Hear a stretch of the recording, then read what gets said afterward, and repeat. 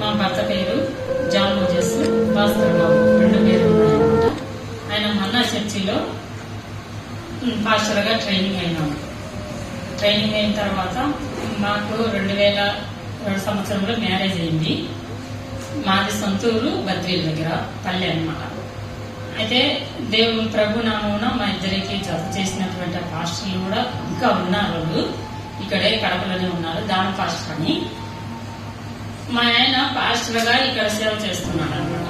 ఈ అగాపేశాలి ప్రార్థన అనేది ఇక్కడ ఈ లైన్ లోనే ఉంది. అక్కడ మేము సేవ చేసుకుంటున్నాము. అయితే ప్రభు కృప వలన మమ్మల్ని దేవుడు ఇంతవరకు మమ్మల్ని కాచి కాపాడి ఆయన ఇద్దరిని కృపతో బలపరుస్తూ వస్తున్నాడు అనమాట. ఫస్ట్ మేము ఇక్కడికి వచ్చేందుకు మాకు 300 ఇస్తున్నారు జీతం. ఆ 300తోనే మేము బాడిగా సగమే పడుతుంది. ఆ 300 జీతంతోనే నేను స్కూల్ కు చించోకు వెళ్తున్నాను అనమాట. అప్పటికి అక్కడ కూడా 300 ఇస్తున్నారు నాకు జీతం.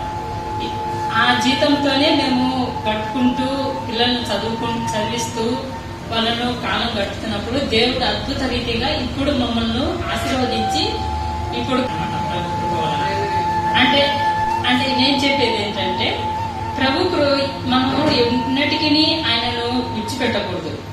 ఆయన నామమును మనం ఎవరినైతే గణపరుస్తూ స్తుతిస్తూ ఆరాధిస్తూ ఉంటామో అలాంటి వారికి దేవుడు అభివృద్ధి చేస్తాడు, కానీ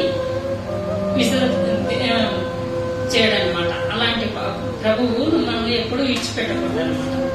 ఇప్పుడు చెప్తున్నది ఏమిటంటే నేను ఫస్ట్ నుండే క్రైస్తవాన్ని కలసపాటు చర్చిలో చదువుకుంటున్నాను అనమాట. అక్కడ మాస్టర్లు వచ్చినా ఎవరు వచ్చినా గానీ ఫస్ట్ బైబిల్ తీసి చదివేది ఎవరంటే నేనే అనమాట. అక్కడ బైబిల్ చదవడంలో గాని ప్రార్థనలో గాని ఎక్కువ అభివృద్ధి కలిగేదాన్ని. అలాంటి దేవుడు నాకు మంచి సేవకుని జతపరిచినాడు అనమాట. ఇప్పుడు కూడా దేవుడు నన్ను కాపాడుతూ ఉన్నాడు. అంటే మా బాబును బైబిల్ ట్రైనింగ్ కు విజయవాడ పంపించాను.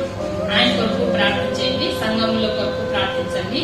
నేను ఇంకా ఎక్కువ అనేకులకు సహోదరులను కూడా చేసుకుని వారికి వాక్యం చెప్పే రీతిగా నన్ను ఇంకా దేవుడి జ్ఞానపరిచినట్లు సహాయం చేయమని, నా గురించి నా కుటుంబం కొరకు ప్రార్థించమని ప్రభుని కోరుకుంటున్నాను.